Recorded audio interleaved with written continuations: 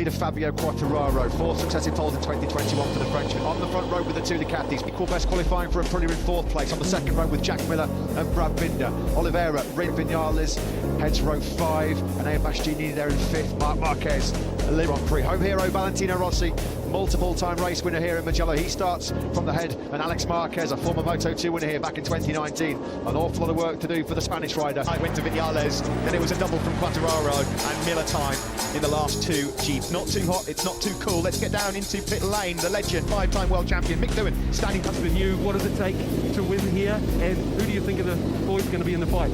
Well, you make your real plan there, but look, Quartararo's quick. If he can make a break like the Yamaha, there's a real chance of him winning. But it's one of those places. Drafting comes in the first 5 day money. That's who my money's on. So thanks for your thoughts, Mick. Yeah, thanks very much to Mick Doohan, Aleix Espargaro. He'll be up against it, fresh from surgery, of course. Can he make to this magic Mugello circuit? Race wins in 2017 for Andrea Dovizioso, Jorge Lorenzo in 2019, but can this man, Fabio Quartararo, gate crash the home party? 0.2-kilometre circuit. Mick Doohan certainly thinks Fabio Quartararo is the hot favourite. It's the head-to-head. 4 riders coming into this one. Oh dear, huge drama here. Bastianini. And now Bastianini's airbag's gone off. Earth has that happened? Can you believe it? What has happened to Enea Bastianini coming to the grid? Second bike. The marshals, of course, now are going to have to try and pick up that motorcycle and make sure there's nothing on the circuit. Green gate, it looks like it's already over for him, but we will go racing. Lights out, look at that work. The Ducati of Bagnaia is trying to come through on the slipstream into turn 1. Here he comes up the end with Yamaha's new front hold shot device, but couldn't quite get the drag down into San Donato. Bagnaia then pinched it. Ready. Yeah, Oliveira, that is the Portuguese rider. What a fantastic start it was from him. Zarco 4th ahead of Miller. Binder. Here we go, dropping down the hill through Casanova already. I thought about it there into Seville stages. Fantastic start then by the Portuguese Grand Prix winner last year. The Portuguese man, Miguel Oliveira, 7th new chassis underneath him on the RC16. Under pressure from Zarco early on, no way through. Mia up the inside of Juan Mia from Binder, just struggling to settle in the early stages. There's Marq Marquez. He made up a place. He's intent there to have made up a couple of places as well. Remember, he's got to try and make use of that sometime big moment on the rear end there for Zargas, and that would have just fired him out the seat. Early warning for Zarco. He gathered it all back up. Lap 1 then about to be chalked off here in Ducati. He leads by almost half a second. Zarco, can he get through on Quartararo with some slipstream? No, he can't. Binder's been bullied. He's been passed by Rins. He's been passed by Aleix Espargaro, and he's now just 1 place ahead of Morbidelli. Marq Marquez then crashes out. He's perfectly okay, but he goes down. Frank in Le Mans early on after a tangle with Paul Espargaro. This time around it's Marq Marquez. Marquez on the floor, then SRT, but no point scoring possibility now. He's down! He's down! Bagnaia has gone down! Bagnaia has blown it in Mugello, head in hands. A second-hand destroyed factory. Bagnaia down and out on lap 2. The first mistake we've seen from Pecco Bagnaia and Zarco. It's France versus France here now in Italy. Soul-destroying crash that for Quartararo in 2nd place. He's down at Arrabbiata 2. Thankfully he's okay. Now then, Quartararo kilometres an hour. Zarco leads with the slipstream. He fires in the fastest lap of the race as well. 46. Nakagami getting aggressive then. He's made up another place. He's through on Pirro, but Pirro bites back. Here comes the battle then of trying to get back through. Catch your breath in Mugello. Bastianini out before the start of the race. Marquez, the race pace over the full distance to keep Fabio Quartararo behind. That's brilliant. There was not a lot of room and get his head down and break away from Zarco. Yeah, Zarco, it looked like he might have found something in morning warm-up way on the Red Bull KTM there in 3rd, ahead of Miller, Rins, Mir, Aleix Espargaro and Brad Binder look to fight back in the latter stages. Further down the order, Nakagami 10th ahead of Paul Espargaro, despite the fact that a few riders have crashed up ahead of him. Yeah, Valentino Rossi, a humbling home Grand Prix so far. 2 times, and Mir there is also trying to get through. Well, the Suzukis aren't going to be able to slipstream. The splits away on that Ducati, and Zarco again with the slipstream and nudging over 300. Yeah, the turbulence of the move made by Zarco really unsettled Quartararo, but he strikes back into 3. That's fantastic to bite straight back in the first few sectors. That's what he has to do, Steve, isn't it? He has to make those moves to exploit the strengths of the Yamaha. It's agile, it's got the agility, the manoeuvrability to work. He's losing momentum, and you can quite clearly see it there, visibly. This is Alex Bagnaia. So what happened then pre-race? An incident involving Johan Zarco and Enea Bastianini to be He's on the curve. He was on the curve, on the exit of Arrabbiata 1. Watch this, as he's tipping it in. More margins for...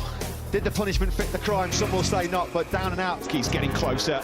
They can't find a way past on the start-finish straight past Jack Miller, but they've got the speed here. Rins turn 1. Yeah, worrying times are now for Zarco, because this time Quartararo was able to put enough distance between himself and he to take the lead back. Quartararo's got his head down here. He's in the 46s. PB lap from the Frenchman, also about 4/10 further back of the Frenchman. In the background there, Brad Binder has got past Aleix Espargaro over Domenicali. Stefano Domenicali, no relation, apparently. Mick Doohan as well, all chatting through. We have got no idea what happened with Enea Bastianini. Nini on the warm-up. Can you enlighten us at all? I didn't see it, guys, but the motor braking, you know. Okay, thank you very much for that. What a move that is from Juan Mir at turn 11 on his teammate.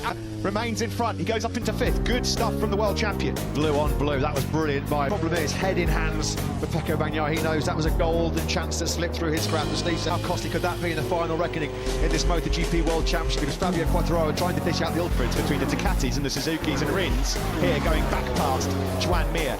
when he was trying to get on tabs with the two Ducatis of Petrucci and Dovizioso and the Honda of Marq Marquez in 29 and 3/4 of a second away in 4th place. So he knows exactly the problem and the dilemma he faced. Started to get into his groove. Fabio Quartararo into the 46ers again. Yeah, that's back-to-back for him and Zarco. Here he comes to start testing. Oh, blimey, it's Zarco that's gone absolutely bang on the money. That could have been a lot worse. Now then, Jack Miller somehow keeping those two Suzukis at bay behind him. Alex Rins now thought about him that 1,141 metre start-finish straight. There's nothing the Suzukis can do. They're giving up. The door was open and through he goes. That's great from Alex Rins. He had to do that, but the big problem he's got now. In 4th, 5th, 6th, no problem. No worries. Jack Miller goes on through the Aussie. Absolutely enough experience when you're Alex Rins. You're doing all that hard work for the rest of the lap.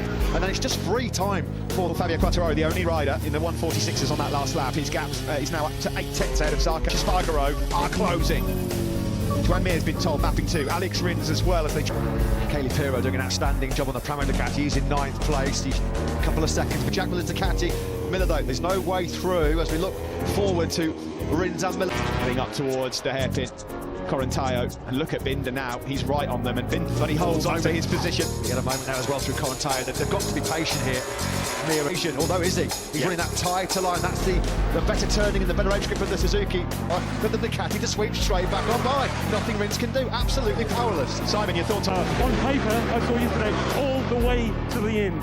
The problem with the off the corners to try and stay with Jack, they can't flow and keep that tyre good. They've got to, and if they keep having to do that, they're going to use more rear, which is harder for them. So yeah, that's what I'm seeing at the moment. Coming on the start-finish straight, Mir's seen that. That was clever by Alex Rins. Get a move done when you can. It's all about turning where Miller's been struggling and try and put that gap now. Mir's going for it as well. Mir had to do it. Binder has also capitalised. He's gone through on Jack Miller as well. So Miller down to 7th place up on the Suzuki. Well, it was a hard move by Mir. It had to be. It pushed Miller way wide, and that allowed Binder coming through in 2021. Catching minds back to the Qatar Grand Prix where it got fairly ugly late. For Fabio Quartararo at the moment, his fastest lap of the race, a 46.8, and in the background, Jack Miller on the start-finish straight, a bit wide there from Juan Mir, the world champion. Now then, Alex Rins over. Likewise, Alex Rins. Zarco holding station in 2nd place with the exact same time as well, at 42 those 46s. He had a couple of low 147 flats and then hammer down again from Quartararo, but clear then of Zarco in 2nd. We're on board here with Maverick Vinales and his race-winning chances, unfortunate. The Repsol Honda and Spargaro, but this is a battle he doesn't want to be in. It's for 11th place. Back it through on compatriot Spargaro. Rossi up to 15th. He's just taken that spot from the 1.3 seconds slower than Quartararo on that previous lap. Franco Morbidelli, as you'd expect. Marini, who's having a very difficult Italian Grand Prix. Stunning start to the weekend for Marini on Friday. Was hoping for a pretty tough race as well for Marini so far, down in 18th place. Quartararo 6/10 quickly. Bar rightly pointed out they had the speed, but they had a big Ducati in their way, and now they've got a lot of work to do. These guys are battling all the way back in 18th and 19th at the moment. Now he tagged. That was one of the KTMs by the looks of it, wasn't it? So that was what put Marquez that he's made contact with. Oh, Franco Morbidelli. How on earth did he avoid that falling? Morbidelli dumped him to the back of the pack, but thankfully he was able to stay on board. Premature right next to Marquez's Grand Prix. Now Suzuki riders, Rins and Mir, are closing.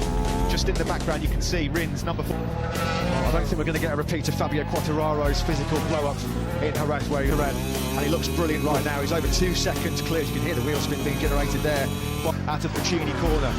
And again, another 10th or 2 taken out here as Juan Mir challenges his team. Rins just got a wheelie over the crest, and that's what cost him a bit of drive. He would just had to roll out of it slightly there. Mir, though, 2 Suzuki men.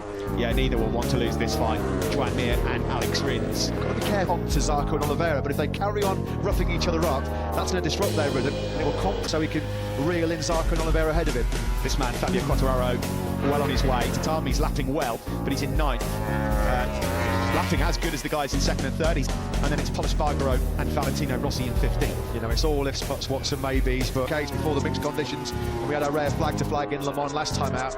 This could have been potentially clear. The postcard surroundings of the Tuscany Mountains. He's now 2.6 seconds clear. Do have the speed of Quartararo, found themselves in the wrong positions on the grid. And what will really give John Device, because he got a brilliant start offline. Pecco Bagnaia had to be really late on the brakes to get the whole shot in. Close quarter combat right at the beginning of this race, because since that point, well, nobody has seen this young man. Between Oliveira and Mir, that's creeping down as well to 1.3 seconds. Mir was much quicker. Joan Mir is much quicker than Quartararo. Binder's even quicker as well. It just shows you, doesn't it? Again, Steve, is this a sorry farewell to majestic Mugello for Valentino Rossi? It could well, may well be the dreaded R-word, retirement for the 42-year-old, but at the moment, 17 seconds adrift of Fabio Quartararo already. We're halfway through this Moto GP race. Okay, we'll come back to you very shortly, Simon, as the 300 horsepower Moto GP motor leading by 3 seconds. He's just slackened up his pace down to a 47.4. That's last time around. And Mir, we know, traditionally, last 10 laps, he's brilliant. He's super. Shinichi Sahara, talking to Simon pre-race, felt that his man was going to come on strong in the latter third of this Grand. There now for you. It has, guys, thank you. What I wanted to do was, you know, I already listed, I knew, obviously, Johann Zarco, and, I mean, look at these two on screen. Also, there's another KTM a bit further back, and Brad Binder, I mean, another Sunday man. Plus, the KTM has the hard front because it needs that. For that, Simon, we'll certainly keep an eye out. No one's got anything to try and fight Quartararo with that front, but the Suzuki boys now are right on top of Zarco here and Miguel Oliveira. Best for Salo Campinotti, Pramac Ducati boss, looks on. It's been a good weekend for them, signing a new 3-year contract with the 24 at least. Yeah, Mir's got that gap now down to Oliveira to under a second for the first time. And it coming up for Marq Marquez, who's in 10th place, trying to keep Michele Piro behind him. In the smaller classes here in Mugello, adores this circuit. It is good to see him back up there. 2 KTMs at the moment inside the dirt. Pace has just improved again. Likewise, Aleix Spargaro. The gap between Miguel Oliveira and... There's a bit of Mugello misery coming the way of Spargaro, Steve. He's just nowhere on the rest of his lead to get in the 47s at the moment. 48-1 the last time around for Paul. He's down in 14th spot. Start, finish straight in the approach to San Donato, turn 1. These are the guys fighting for second. P4 yesterday, he looked like he was really struggling outside the top 10. Not really an awful lot of answers. By the end, their trouble coming his way, though, post-race for the pre-race incident with an Airbax Genie. We know the steward's going to have a look at it. Watch that Zarco can get the Ducati's grunt off the corner, up the hill, going towards turn 2. He was just... At the moment, though, Zarco lapping in the 47 still. He's found a second overall. Pecco Bagnaia, who crashed whilst leading here in Mugello, if you're just tuning in, will go down the order through the championship as it stands. Miguel Oliveira is as close to Johan's rider. Yeah, the 2 Suzukis are starting to look really menacing, aren't they? Particularly in the form of, well, Chai's made yet again. It would be an 8th runner-up position for him in Moto GP, but thrown at him by Oliveira. It's coming in the shape of 2 Suzukis as well. Oliveira get into the slipstream of Johann Zarco. He's certainly pretty close to him. At the moment, Ducati just enough to make a move into turn 1. Simon. Yes, guys, when I said KTM have the advantage I'm in over the Ducati. The stronger of the 2 Suzukis at the moment, which is interesting. Frankie Carcetti and Joan Mir this weekend. Alex Rins was the Suzuki rider that had the superior pace. Joan Mir, when he finally found a way through on Rins and Miller, and since that point, with that clear track ahead of him, he's still consistent laps. Lovely. Oliveira lined that one up beautifully. That was great. He had to do that. The KTM moves up into second, and now Johann Zarco is in real trouble. Well, surely they've been struggling for pace at this stage of the race. At least he's going to be able to rely on that 300 horsepower underneath him straight. Zarco just looks like he's struggling a bit with rear end grip, doesn't he? But still, Oliveira outbreaks him into turn 1. He holds on to second spot. We've seen this weekend with that better right corner. The KTM has been no slouch on the start-finish straight here in Mugello as well. In fact, they've been a match for Ducati down the years. There's nothing wrong with the poke of that KTM. He's making life very difficult. This is going to allow the KTM of Miguel Oliveira to try and break free of the Suzukis, because Mir will see Oliveira. They're starting to check out in this daylight. Is that classic Mir move, though? He's done that 2 or 3 times already in this race. Into turn 11, up the Oliveira for second.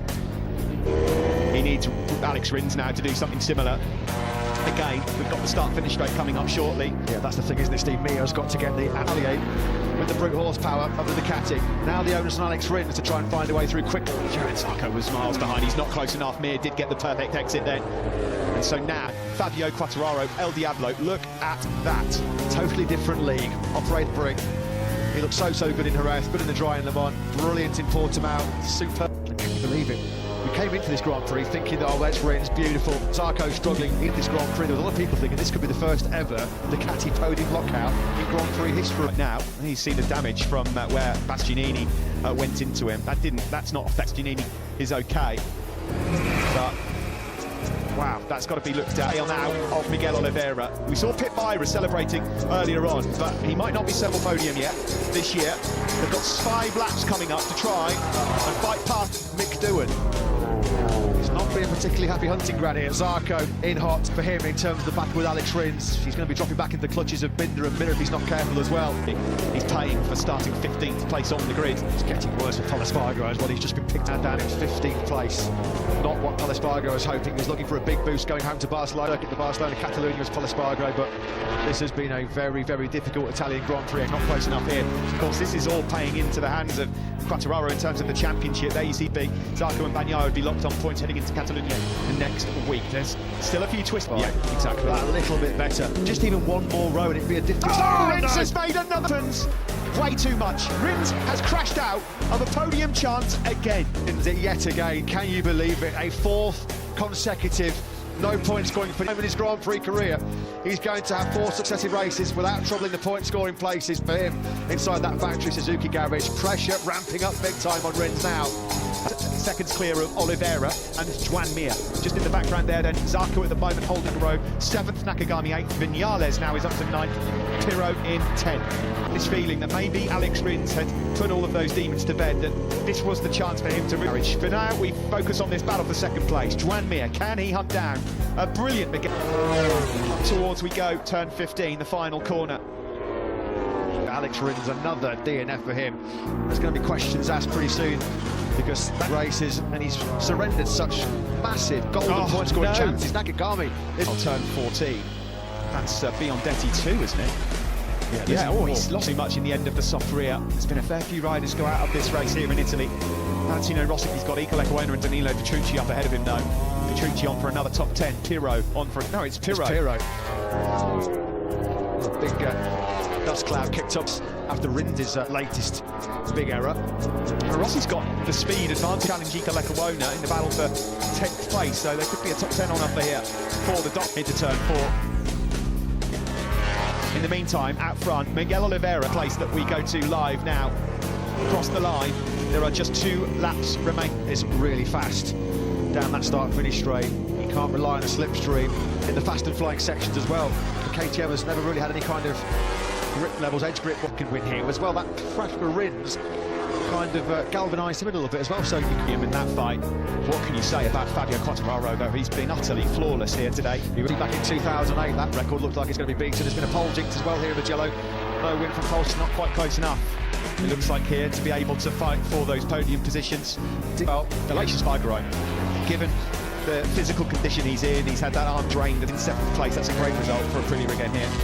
Yeah, another solid top 10 from Aleix. Will be taking a nice advantage into the Grand Prix of Catalonia. By the way, a circuit he adored. But who takes 2nd and 3rd? Does Miguel Oliveira hold on, or does the world champion have something to say? Is there a bit 2nd place? He was marginally quicker on that last lap than Mir by about a 10th of a second.